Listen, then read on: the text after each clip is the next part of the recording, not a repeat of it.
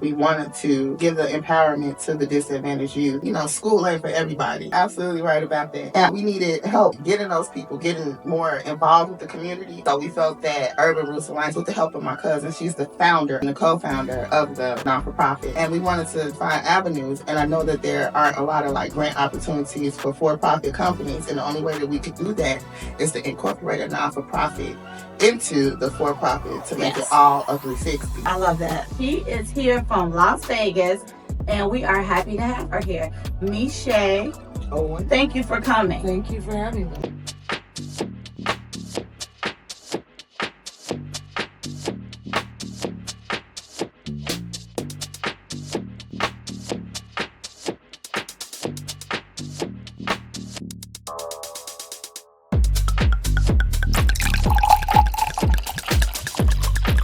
Hey everyone, what's up?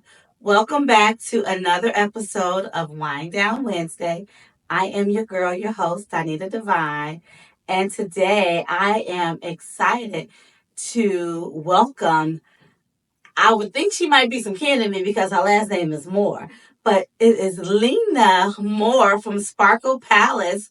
Welcome. Hi, everybody. Yeah, we got a lot of Moores in our family. So every time somebody see her name, they're like, is she related to us?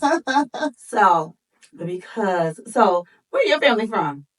From Mississippi. Okay, we got family in Mississippi. And Alabama, yes. But we from Louisiana and Mississippi.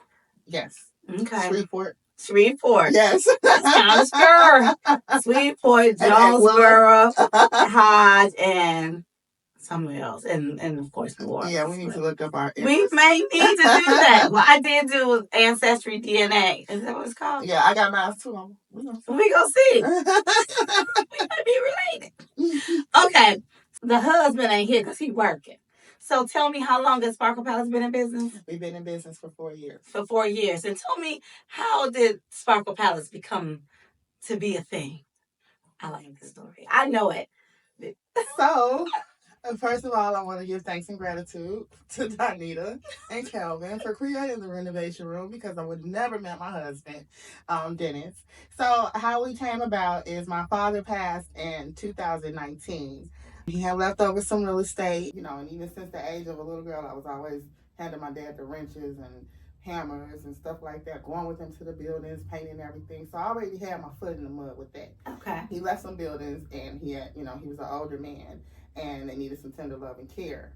So I came in with a, fresh idea to just fix everything up. So Sparkle Palace, and what is Sparkle Palace? Sparkle Palace Construction and Project. We're a full-service construction company. We're headquartered here in Chicago, Illinois. We are ICC certified members. We're NACA vendors for Home Depot, BPI certified. We're energy efficiency contractors. We are WBE certified, and we have an MBE pending. And we're working on our DBE. Oh my goodness.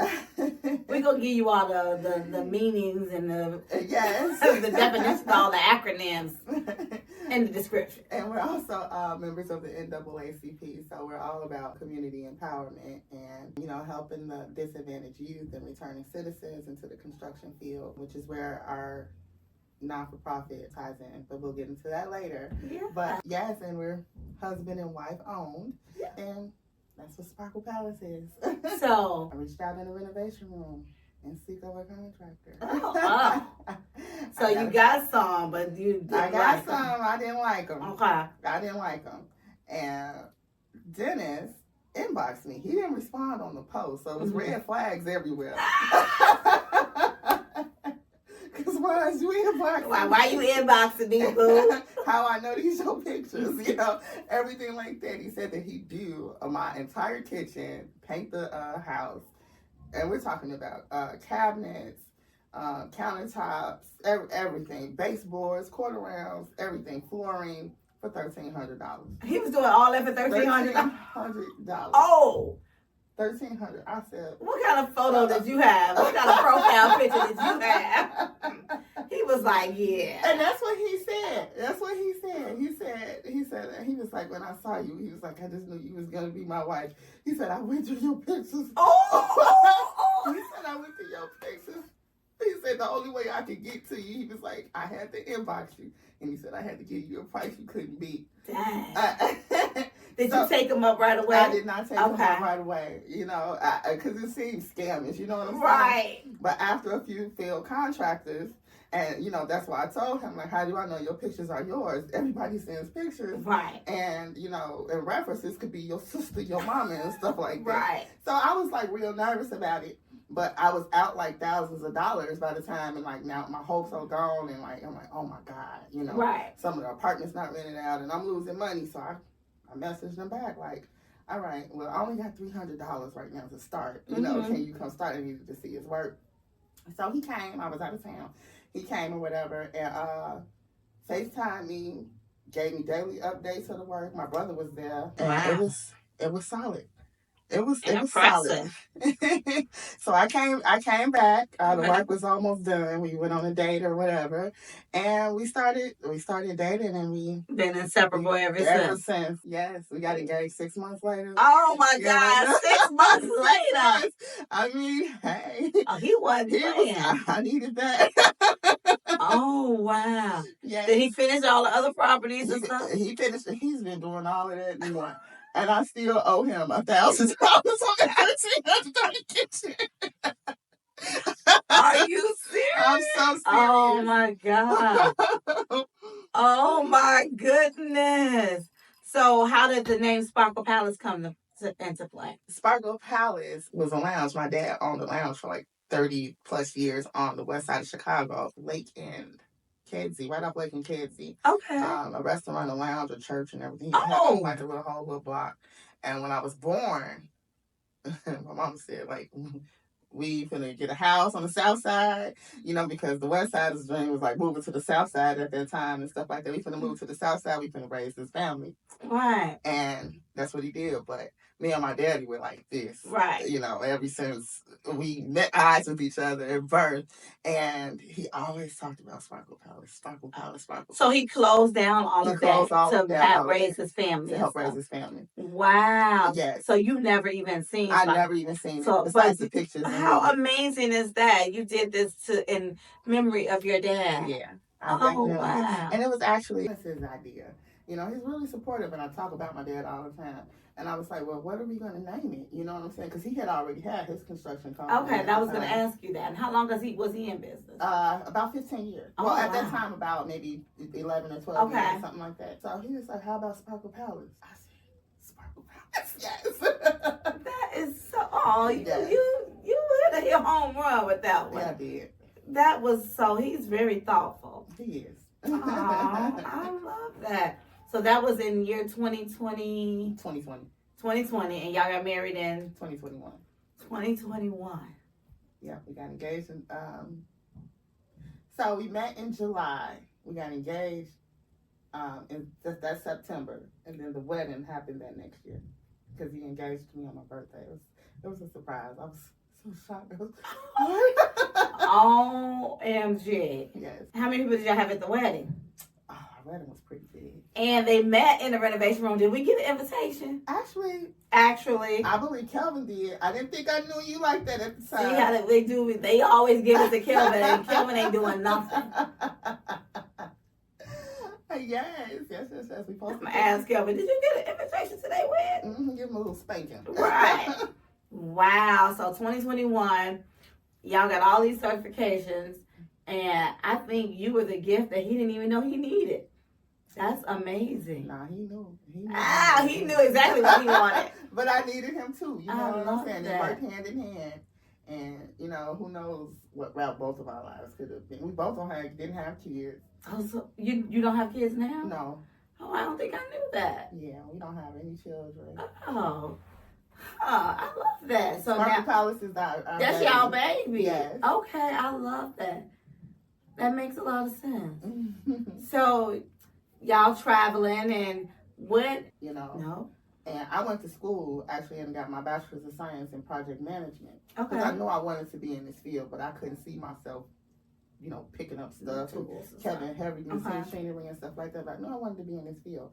But it was so difficult just for me to even get through it and listen to the lessons and stuff. I got ADHD, so. Okay. No, you don't, because you getting all these certifications. Right? You got something.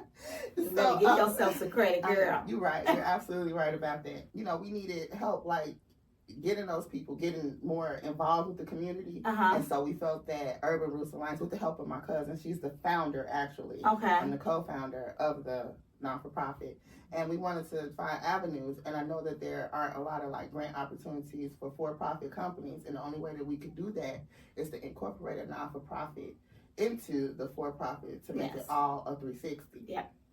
Yep, I love that. I love that idea. So you're doing the construction and Sparkle Palace, and what are your specialties in the construction? I want to circle back to that too. Well, specifically my specialties, I love doing flooring. I love doing, especially vinyl plank flooring. I can knock that out.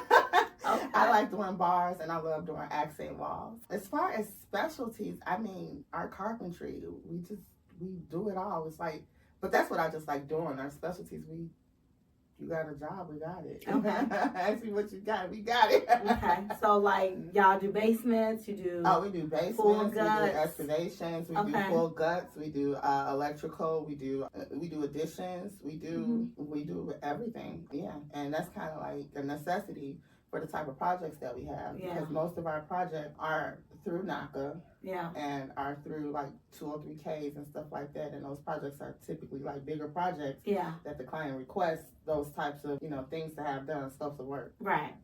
Okay. So you made it official in 2021, Sparkle Palace. What was his business name before that? It's not important no more. It was some initials, and it's so messed up to say it's not important because it's like his dad's name, his grandfather's name, but the initials. Well, it was some initials. You didn't tell me he's going to ask. I know. I'm sorry. I just thought about it. Like, what was the name of? Because Sparkle Palace is fairly new, and I was like, and I know he's been doing it for 10 years, so I was just wondering what it was called, but it's okay. It's okay. It's like RJ Construction, RJ, something like that. And so, do you go all across the U.S.? I mean, Illinois, the state of Illinois. We have gone all the way to Crystal Lake. Okay. To all the way to Rantoul or Rantoul. We go far as long as it makes sense. Right. We've done construction work in Arizona. Right now we're trying to expand to Indiana. Okay. Now, Indiana is a state that does require for you to take a general contractor's license, and they only offer that like the first Monday of each month. So you have to do what in Indiana? You have to take a license exam for a general contractor. Oh, okay. I don't think I knew that. Okay. I didn't know that either until now when I tried to put in the application, because they have a lot of grant opportunities that just came out. Okay. Just getting funded. I see they have a lot of programs for contractors, like the youth. So if you can go into that state as well, I've seen a lot of people that they have a whole program that the kids go to. They pay for them and they do hands-on stuff.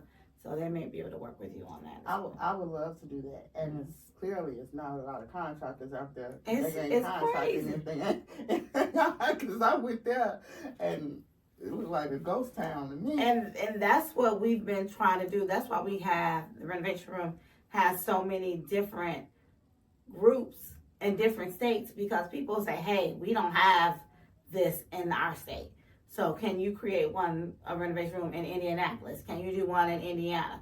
So we've recently just combined those two locations and put them in our main group, because essentially anybody in Chicagoland can go there. And and now knowing that, that they need to get certain certifications and stuff like that, and go through the application process. That's all they need to do, but it's not a far drive.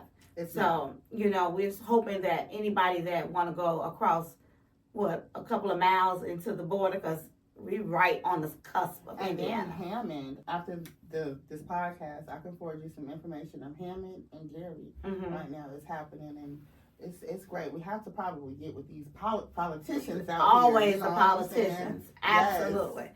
And I've been really more motivated to really get involved in the politics and really okay, what's going on with our government?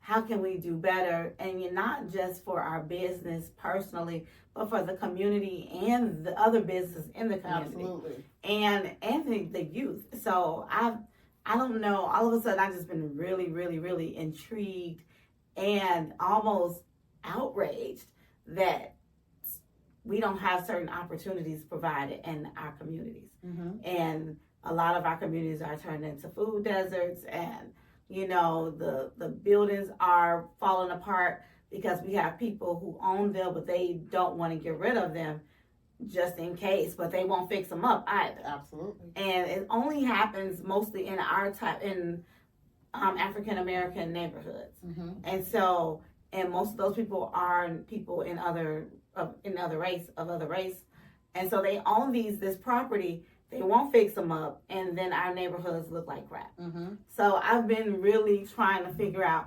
how we can kind of change that, and fix up our own neighborhoods, and give back to our own communities, and have some properties and some just good looking neighborhoods, and people take pride in their stuff and Absolutely. they love on their stuff. So, but anywho, it ain't about me.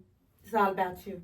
Well, speaking of that, the Cook County Land Bank may have a couple of opportunities. I know that we had, a few dealings with them where I was able to meet Tony Preckwinkle. Okay. And, I got the contact information to her assistant. I've also had the pleasure of meeting Commissioner Stanley Moore, Mm-hmm. and then also a state representative, Illinois state representative. His last name was Moore, too. I remember it was like a whole Moore. Moore, right. Because like we family. Yes.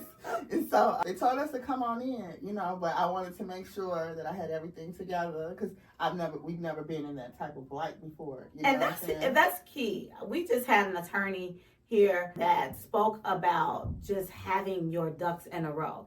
And I think, when we talk about our business, we have a lot of good things that looks good, but when it's time to be given those opportunities, you do want to have your business together. Absolutely. Your paperwork, your taxes, the foundation ready. So when somebody do provide you the opportunity, you are able to take it. Yes. So I will be there this week. I put a PowerPoint presentation Oh. together, portfolio, copies of the portfolio. Take one. Right. You get a portfolio. You get a portfolio. So I frequently ask questions on the page. Yes, I'm not playing. You only get one shot sometimes. That's you know true. What I'm saying? So I want to make sure that this person and make it count. Yes. I love that. And now, who do you meet with? So Alderman David Moore. Okay. Commissioner Stanley Moore, whose office is over there off 83rd and over there by the Home Depots and stuff like that. Oh, by there, Ryan? Yeah. Okay. He said his office is over there. So I have it on his car. I can get the information. And then Illinois State Representative, oh my God, I can't think of his name. But I have a picture of him on my page. Okay. Of everyone I met. And then Tony Preckwinkle. And I definitely just want, it was like, not starstruck, but, like, little it was me, good. Like, I gotta, Yeah, I love that. I gotta be the person. Did you make an impression, you felt like? Oh, yes. I believe it. Oh, yes. I believe it. You have that star power, honey. You got this. Yes, I love it. So you met with them, and what was the occasion? So part of the 2000 project completed by the Cook County Land Bank with Titus Henry. Yeah. Yeah, so we were there, and we met with them. We were there from the beginning to the end, and yes. Oh, and then we got invited to dinner later on that evening with the mayor of Broadview. The Cook County Land Bank had a dinner. Okay. Downtown. They put us right on the list. They stopped us at the door like, we don't have your names here. They was like, oh no, they were here this morning. Come on in. Yes. So that was like, okay. Oh wow, I love it. Yeah. So do you have employees, or is it? We do have employees, and then we also have the job training workers comment. Okay. And then we also have 1099s that we subcontract work out to. Okay. So yeah. So it makes it easier. It makes it easier for us to take on more jobs and then distribute work, and then also provide the training that's needed for people that lack an overall sense of how to do stuff, because that's what we need. Mm-hmm. You don't have to know everything 100%, but you have to know a sense of when something is getting done wrong. Okay. So people that may not have the experience to do everything on the, and then you're helping them. Is that what you're saying? And then we're helping them. Those are for our on-the-job trainees, and then some of our employees. So the on-the-job employees, we just usually just have them shadow, or they start off with like painting and baseboards, or maybe just shadowing, watching how to put a hot water tank in, or furnacing a furnace, servicing a furnace. Yeah, learning like. So we had one on-the-job worker. We were putting down vinyl plank floors. Okay. And a lot of people put down vinyl plank floors incorrectly, and a lot of the times, yes, incorrectly. And the client doesn't know. They don't know how it's supposed to look. There's supposed to be a pattern. It's just not supposed to be scattered pieces and a line here, a line there. No, you get the 4-part, the 3-part. So he lost his pattern. We told him, you got to pull it up. I'm about to say, it's not a good thing. It's not easy to tell you, but if you can lose your pattern. Yes, and then it makes you step back and look and you got to look at it. And you're like, where did I go wrong? And that's how we train our workers to, we have a standard to live by. We don't want we had one bad review, and that killed me. Oh my God, I had a heart attack. Yeah. You know what I'm saying? And that was due to fault of not our own. And it's usually something that you really have no control over, but people will blame you for whatever it is. So you have to try to stay as clean as possible. Yes. That's what I was going to ask you too. What was the hardest thing that you have to deal with a customer? The hardest thing that I've had to deal with a customer. Actually, you know what? I have been doing this for so long, and then I'm almost like the initial person that the client speaks with. I'm able to sense the type of people that I'm dealing with. Okay. And then at first we were trying to just take on any job, trying to get money, and they'll call me, I don't have the money to do this. I'm short, stuff like that. And that didn't work out for us, because those usually are the clients that give you the hardest time. Yes. You know what I'm saying? So we kind of picky with our clients. Yes. And we're pretty upfront. We probably ain't gonna tell them no, you're difficult to work with or nothing like that. Right. It's just that, at this time we're busy right now. We're not gonna be able to take on your project. Right. We don't have the staff or something like that. We don't have the capacity right now. Yes, we don't have the capacity. So I'm usually I have a good eye for that. So I try. We haven't ran into no difficult issues, because we talk every day, and if the client is not on site, we provide pictures. Right. To let them know what's going on. Right. Every Friday, I give them a scope of work of what's been done, and what to expect the next week. Right. And they don't get that from a lot of people. Correct. And then you want to do a walkthrough. I make sure project, or by the time any component is done, we walk updating. Through. Yep. We checking it off. Walkthrough. When can we meet at the site? Yep. And I think that's so important, because you're managing the customer's expectations. And I think, like you said, a lot of people don't do that. So now, what has been one of your jobs that you were very proud of, or you just had a great experience? One of the jobs that I had that I'm very proud of is our first gut project. Okay. That happened about maybe 2 years ago, because when we first started, we wasn't given the opportunities to do the whole guts and stuff like that. We were going around taking little jobs, hey, my the wood part of my stair is coming up, can somebody nail it in? Yeah. Or can you change my hot water tank out? Right. We were getting dollars on a job, running all the way from across town, you know what I'm saying? Yes, I understand. Yes. My toilet is leaking, putting wax wings on. And then although we were professional, and we knew how to do all of the extra work, we didn't have the attention, we didn't have the pictures, we didn't have all of that, so we had to learn how to market ourselves. But to go back to what you were asking me about, my proudest one is we did a project at 6510 South Vernon, and that was our first gut. I did all the floors there. Dennis taught me how to do vinyl plank floors. I did all the flooring there, subcontracted out the roof. And how did you get the job, since you weren't getting the opportunities before? How did somebody trust you guys to say, you know what, I want you to do my full gut? You know what? I think it's just divine intervention. There was a lady, her name was Jamie Dominicat. We do speak to this day. And she was a Caucasian lady, and but she likes dealing with the urban people and stuff like that. And she was telling us that she had a project on Lexington, and she just wants to deal with urban people. Did she say that? Yeah. Okay. She wants to deal with urban people, because she feels as though she gets taken advantage of by men and people of other colors and stuff like what that. What color is she? She's white. Okay. She's white, Mm-hmm. but her demeanor, you know, she was just like, it seemed like she was like speaking from the heart. So I didn't take it like, you know, offense. I didn't really take it offensively and stuff like that at the beginning, or at all. And I think she did the reverse thing. Well, I'm not going to even say the reverse, and it may not be true for her. Like a lot of our people go to Caucasian people because they feel that they charge a higher price because they provide better service. I see what you're saying now. And then when they go to the black person, you're going to get good service, but you're going to get a cheaper price and to get your job done. So you're going to save $1 or $2. But you ain't heard it here from me. That makes sense.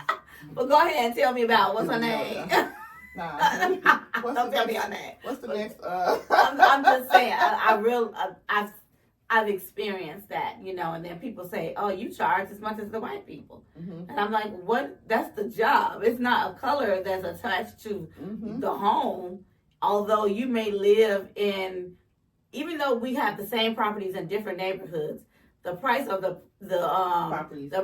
price of the stuff that you working on is the same. If I go to Home Depot here, the same material is going to cost the same there. So it doesn't matter of the actual property, the work that's being done, it's all going to cost the same. Now, it may appraise for a different price because it's in a different neighborhood, but just because I'm doing it is not going to change the price of it. So she came to you to get some urban work. So she came to you because she wanted to work with urban people. And she said that, I forget exactly what it was. This was back in the early 2021. But she wanted to come together to do something like a block initiative and stuff like that. She had a great dream, a great vision or whatever, and we were all for it. And she gave us, we had did a couple of projects for her, actually. We did some good business. So yeah, the project on Vernon, that was like the best one. We did everything. Y'all laid it out. And we can say all their carpentry work was Sparkle Palace. I love it. Okay, so I'm gonna need some pictures of that so I can post that. Absolutely. So we're gonna post that so you guys can see. Okay, so that was the best one. And then so together, what was the first project you all worked on? Like Gut Project, that was our first one. No, like together as a Sparkle Palace.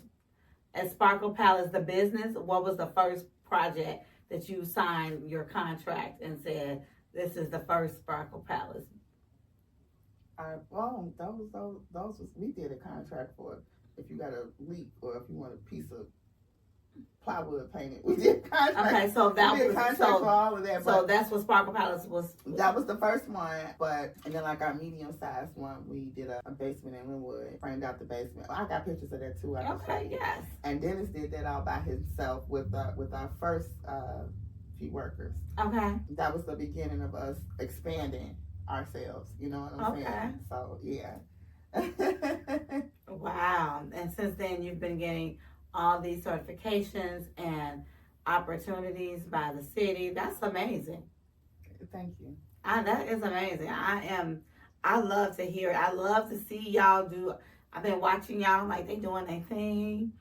So, of course, we've been trying to get you here in the chair for a long time on the pod. I've been nervous. Why? I don't know. You're like a star or something. Girl, bye. I don't know. No, you the star of this certification. I know you said you had a nonprofit. Yes. So what sparked that? And what's the name of the nonprofit? So the name of the nonprofit is Urban Roots Alliance. Okay. We actually just founded that earlier this year. Okay. Our whole goal, like I said, is that we wanted to give the empowerment to the disadvantaged youth. And, you know, school ain't for everybody. Now, I know we're going to talk. We were waiting on the founder of the nonprofit, and it is Urban Roots Alliance. Correct. Okay, everybody, welcome back. So we have the founder of the Urban Roots Alliance. I know that Lena had mentioned it before. She mentioned that she was the co-founder, and so we had the founder jump in. She is here from Las Vegas, and we are happy to have her here. MeShay Owens. So thank you for coming. Thank you for having me. Okay, so MeShay, can you tell me a little bit about the Urban Roots Alliance and why you decided to found it and work with your dear cousin, Lena.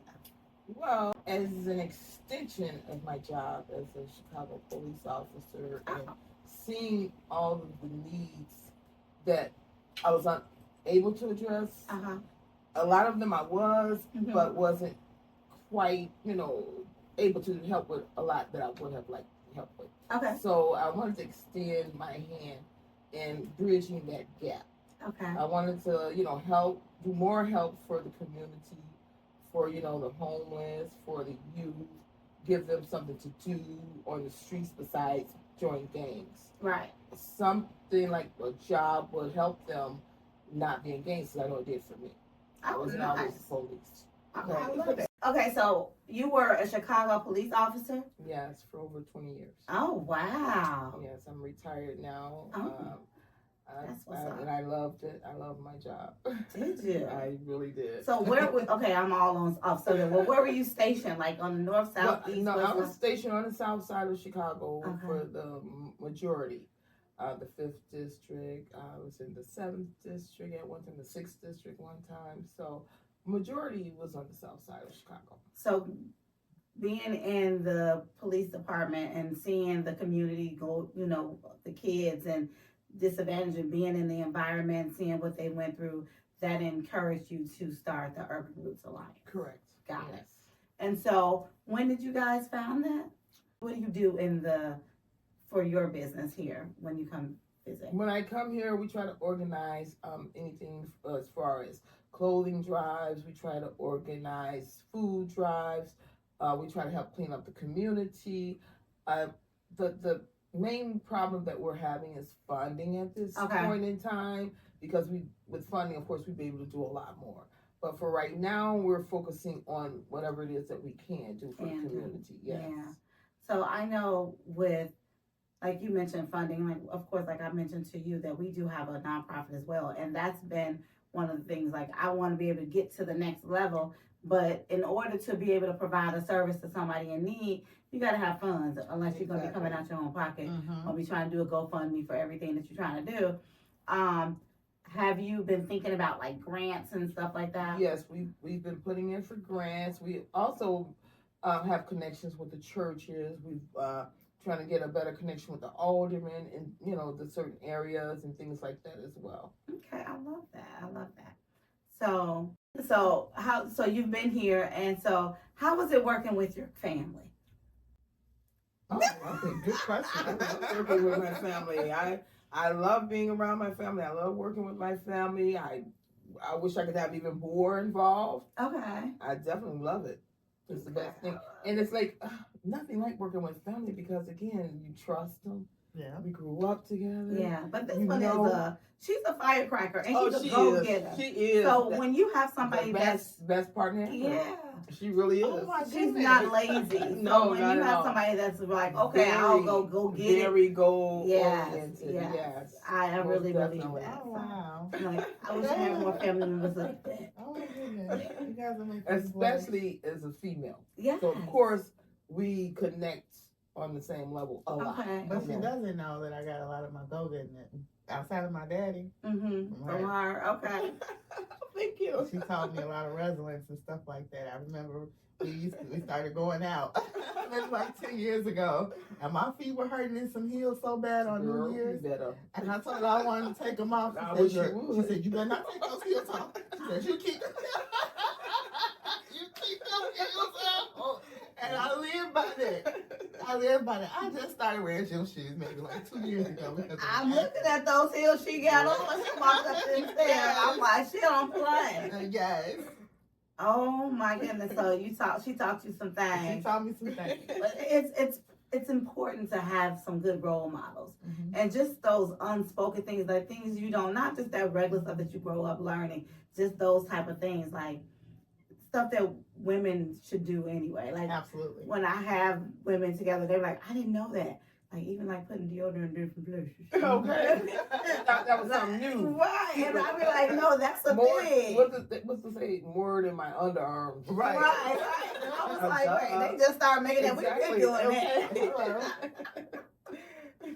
that. Okay, so what else would you like to tell me about the nonprofit, the Urban Roots Alliance?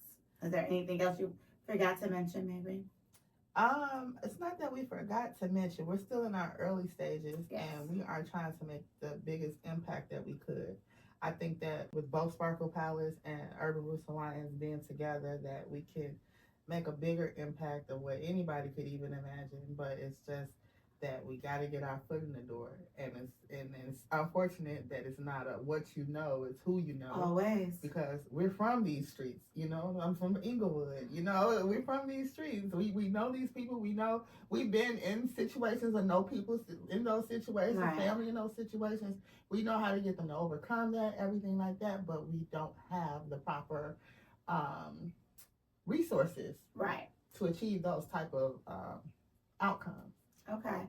So that's what I was going to ask you. Where did you grow up? So you grew up in Inglewood. Yeah, West Inglewood. Roseland area, Southside. Okay. Area. Okay. I love it. And so do you currently reside in the city right now? Yes, I'm in Beverly. It's the same thing, but yeah. It ain't the same thing. It's definitely not. I'm in Beverly. It's the same thing as Inglewood. It's not. We gotta cut that clip. If you think of California, Beverly is not the same as Inglewood, California. You're absolutely I'm just saying. So it's the same thing in Chicago. You're absolutely right. I never thought of that analogy. Yes. So Roseland. So I'm gonna say I grew up over there, but I kind of shopped back in the day going to Roseland. Mm-hmm. That was some of the best shopping. Three Sisters. And my thing is, like, with my job, I actually worked where I live. Okay. Most police officers do not do that. Yeah. They'll work over here on this side and go back home way on that And they side. don't know how to resonate with the community either. And not to mention, of course, the people that I've arrested, locked up, walk around streets, see them all day, every day. Oh, in wow. Stores, grocery stores, wherever I'm at, that's where they're at. Right. And again, I don't have a problem with it because they know if they did something, they went to jail for it. Right. They would even say, yeah, you know, I was drunk, I did this, I was wrong. Right. I'm like, okay, there's no way I'm going to arrest you or do anything if you wasn't. Right. You understand? That's so true. And a lot of people have bad thoughts about the police because, again, the opposite is true. Right.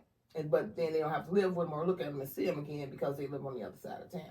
Preach it. So, that is so I true. had no problem with that for 20 years. So tell me a little bit about, so you said you come in and manage properties here as well. I'm just all in your business. Yes. So have you found it hard to get people to like go through training and everything? Have you found anybody to do that yet? Kids love to be able to do something different. Okay. They love to be seen as, you know, it's a compliment for them to be able to do this and nobody thought they could do this. Yeah. Or nobody focused on that skill or something that somebody they never knew they had. Yeah.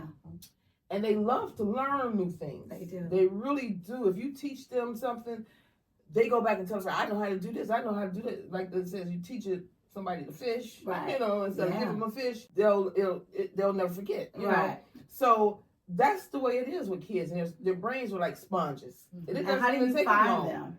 They'll, like, we have a website where they can, you know, log on to and send their information and sign up for it, and we'll reach out to the community as well. Oh, okay. Mm-hmm. So, when you do projects, like when you do Sparkle Palace, do you have like a sign to say if you're interested in learning? Like I may be actually like that's something that we can definitely navigate. I haven't even thought about that. Yeah. But a lot of it is, some of that portion is like from word of mouth. Okay. Yeah. Because I know when we, the reason why my husband started working with the youth is because when we did have a building in Inglewood, we would do a lot of the work. And then he would be over there working by himself. And people in the neighborhood, the young men would be like, you need some help. Yeah. Can you do this? Mm-hmm. And I'm like, he trusts everybody. But the good thing is it was some really good kids or young men, maybe not kids, or young adults that really wanted to just either make some money or learn a trade. Exactly. And so because he did put his trust in them and gave them something to do and put some money in their pocket, they kept coming back. Mm-hmm. So people, probably like me, would have been like, no, thank you, but because you don't really know the person, So having somebody like that, you guys trusting and even giving them a way to sign up and become a part of, not only are they learning how to learn a trade, but they are helping their own community by fixing it up. Yes. That's huge. Yes. And we're very family oriented, so we give them a sense of belonging too. Yeah, I love that. Yeah, seeing that you had shared some things with me. So, how do you deal with the migrants and all of this? How does that work? Do they work with you? Or I'm sorry to cut you off, but do you feel like, okay, I might be able to trust them, or Well, to even deal with anybody, we have to have a sense of trust. Yes. Anyway, it's up to them what they do with it after that. Right. Their performance. We deal with the migrants just like we deal with any Anybody. other race, Okay. and it's performance. And if the performance isn't even up to par, it's the willing to want to be better or do better. And that's how we deal with them and everybody else. So I know I see a lot of them like at Home Depot, Yes. like lined up on 87th Street.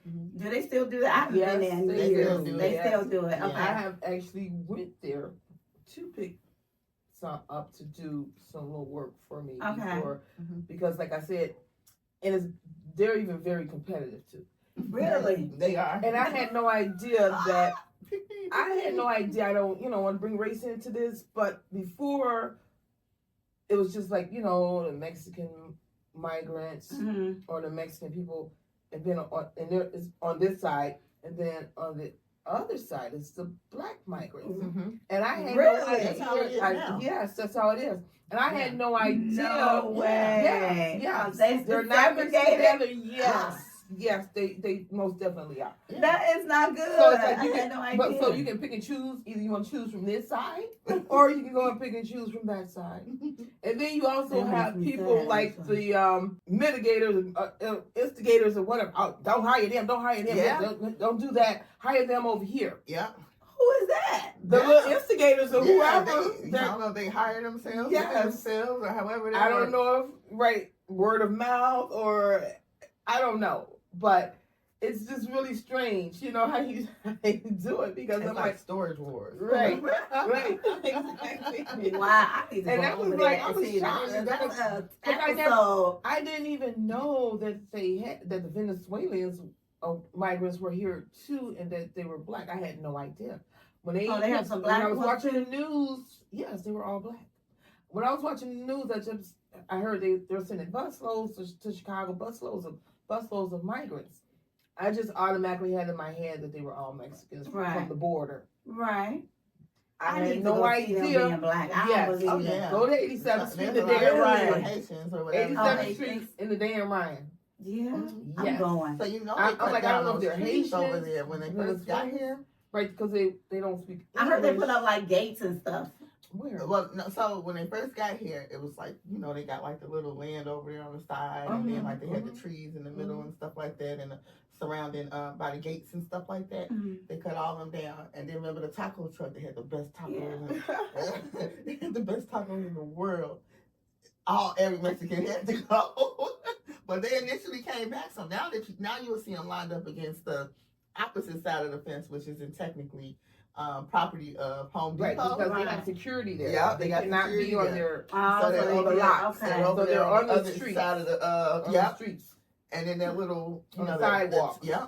Oh my goodness. Okay, I gotta take a visit to Home Right. Depot. Stay tuned. I'm gonna have that ready so y'all can see. Oh my goodness. So you find them, and because sometimes you may need some laborers. Right. For your business. The thing is, I'd rather have them doing that, because a lot of times you see them on the street with their kids with signs and begging. Okay. And then like I said, the men, and I've even seen the Women and everything. They're too working, want to work. They want to work. Right. And the thing is, people that want to work, that's who you want to work for you. That's they true. actually want to work. Right. You don't want to hire somebody that's working like it's a chore, that don't want to be there, don't want to work. And that's why I say I like working with like youth, kids, people that want to be work, there, that's hungry and that's not lazy. looking for that experience, that teaching, that learning, Yeah. because this type of skill you can take anywhere. Yes, that's They're true. always going to have to build something somewhere. Something, yeah. No matter what, there's going to be electrical, there's going to be plumbing, there's going to be carpentry, there's going to be painting. And just knowing this is somebody gave me this, instructions to do this, and then this is the process, and this I need. What tools do I need? And it can be applied in so many different levels of life. Exactly. You know, what tools do I need to get to this next level? Right. It could be a mental tool. Exactly. It could be,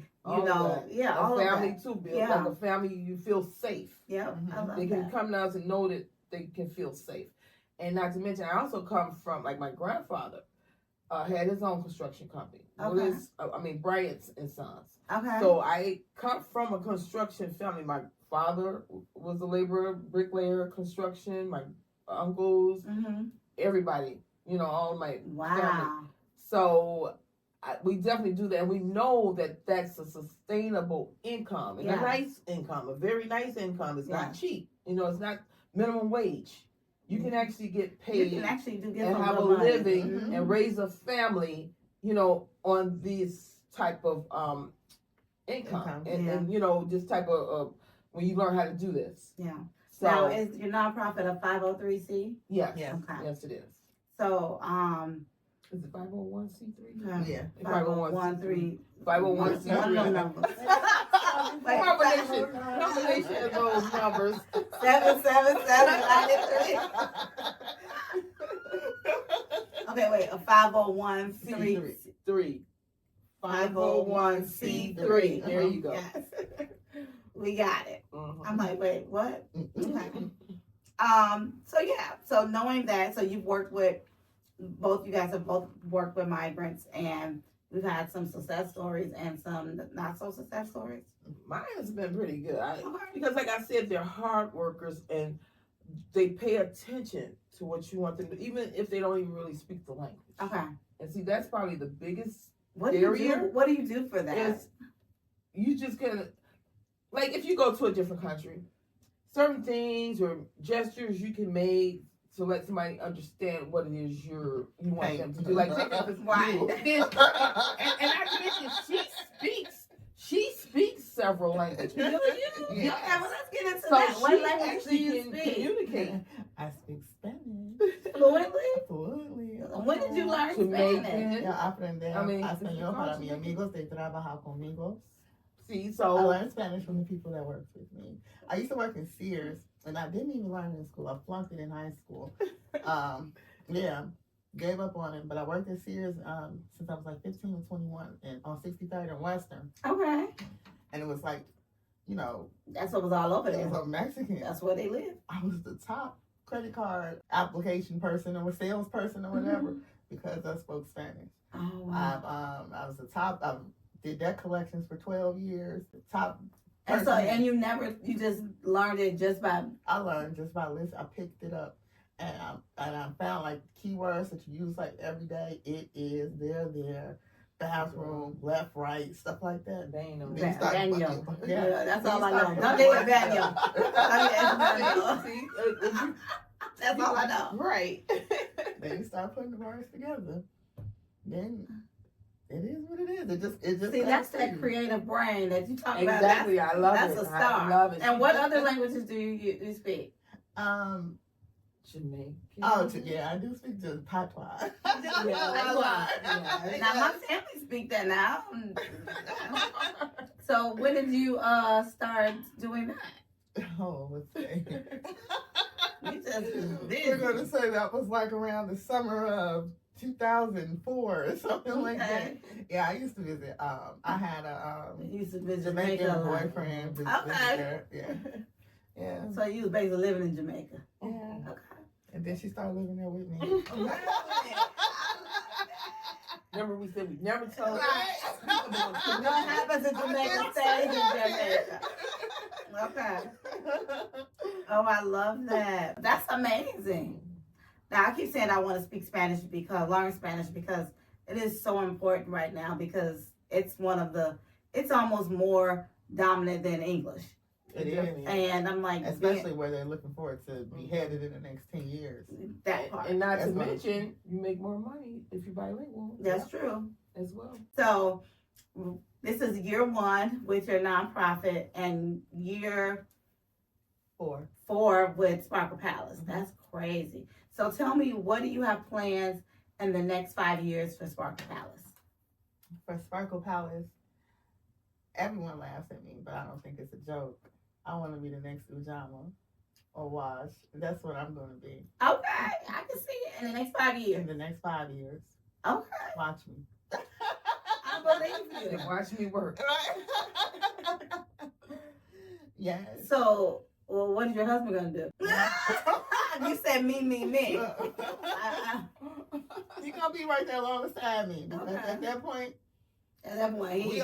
we all 3 of us, with our 3 husbands. Absolutely. On our yacht. Right. We're going to be on yachts. That's what we're going to be doing. Well, they said birthdays was the worst days. Now we sip champagne every Thursday.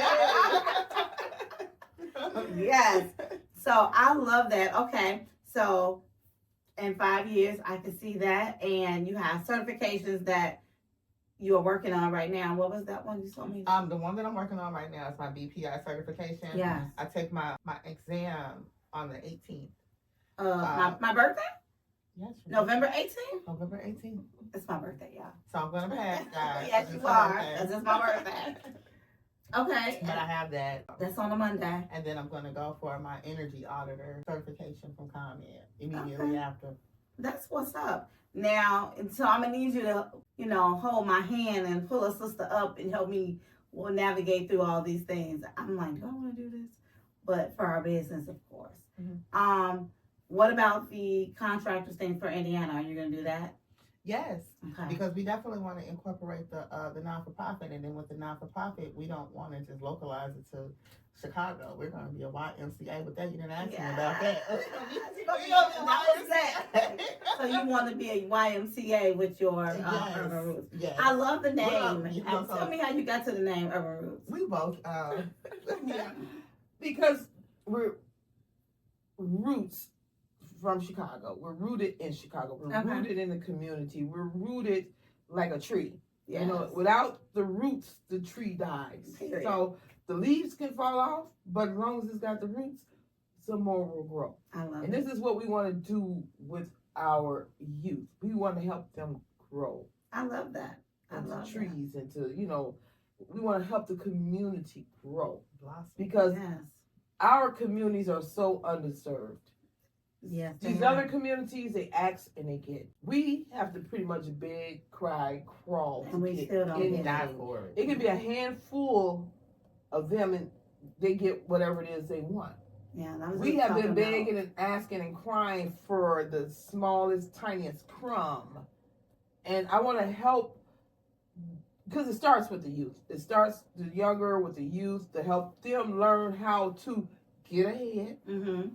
It is about who you know. It is. So we want to connect them to how this world really works. And you guys making the connections on the executive level. Exactly. And then when they find out, oh, these kids are part of that, okay, yeah. Exactly. Come on, we got you. Exactly. So you guys are laying the foundation. I think that's that amazing. Part, definitely. Yeah. Definitely that part. We want to lay the foundation and see how they can reach the stars going this way, that way, whichever way they want to go. Instead of just following suit with their friends or going the way they think it's supposed to go or way they heard. Because a lot of kids, they just learn stuff from the street, from their friends. Yeah. And that's what they go by. It's not like that. There's another way. Yeah. How do you keep them involved? Because sometimes they can learn a craft, come in and hang with you guys for a couple of weeks, but then they go back to their environment. Because that's the thing, they don't want to be back in their environment.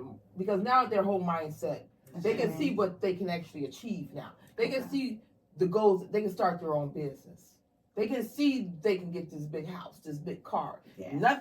See, the kids now think they want everything instant, like, instant oatmeal. Yeah. Microwavable oatmeal. It's not like that. Right. They see things also like on how things are on TikTok. Oh, if we do this, they can make all this money. They doing this, that, and the other, which is a way to go. Yeah. We show them too. Like even though I don't want to say tell kids not to go to college, but that's not the only way. Right. You can do things other ways without having to go to college. Right. Get your own business. Yeah, you can. A lot of people are not property. School friendly. Exactly, own property. You can do a lot of things, but you have to have the skills. You have to have the mindset. You have to have the word I'm looking for is discipline. To get what you want. Is it going to be instant? No. Will you get it though? You have the desire and the passion to do it. Yes, and see, we do this by showing them how to do it and make them want it. They just want it after that. They're thirsty for it then. More thirsty for what we can give them than what the street can give them. So what are the plans for the next 5 years for the Urban Roots? What are we doing? I know you said you just started. So what's the big goal for it? I want to be in the same category as the Boys and Girls Club. Okay. Nationwide, all over the world. Okay. I'm not just here in Chicago. I want to be, like I say, Las Vegas, everywhere. It's going to be a household name, and like I said, everybody's going to know about us. Okay, I love that's what I'm looking forward to. Okay, I love that. Like the Boys and Girls Club is nationwide. Everybody knows the Boys and Girls Club, but there's other things because Boys and Clubs might not be in every neighborhood. Right. It might not be where we really need it to be at. Right. We're gonna be in every neighborhood. Like you can tell YMCA. So I guess. Yes. And so, are you thinking about having like a brick and mortar or? Yes, we do definitely brick and mortar. Yeah, we have a brick and mortar right now for the Open Roots. Yeah. Okay. Well, you talk about it. Where is that located? It's located at 7822 South Mesquite in the South Shore neighborhood. Okay. And so, what's in that brick and mortar?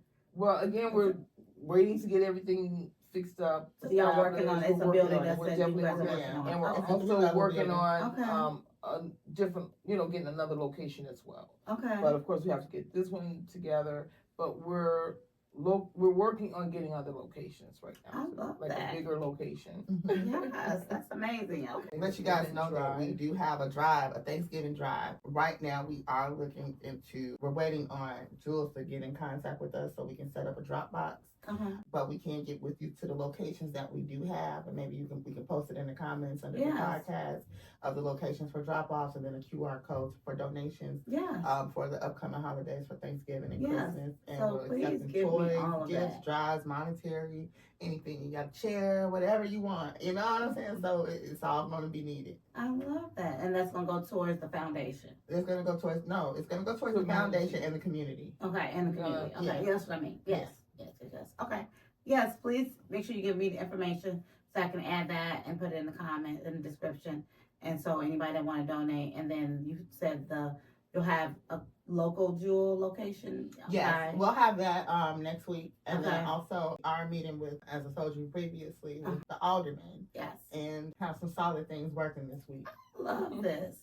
I need you to make sure you keep in touch and let me know. We would love to make sure we spread the word, especially about your organization. We see Sparkle Palace doing everything, but I didn't know about the Urban Roots Alliance. So I would love to spread the awareness about that. The jewel, the fundraiser, Thanksgiving, of course, we're always trying to find ways to give back. So if we get it in Fair Play, we can get it in Walmart, we can get them, try to get the drop boxes for the food. We're going to get the turkeys, the food, and give it out to families for Thanksgiving. So, I love that. Yes.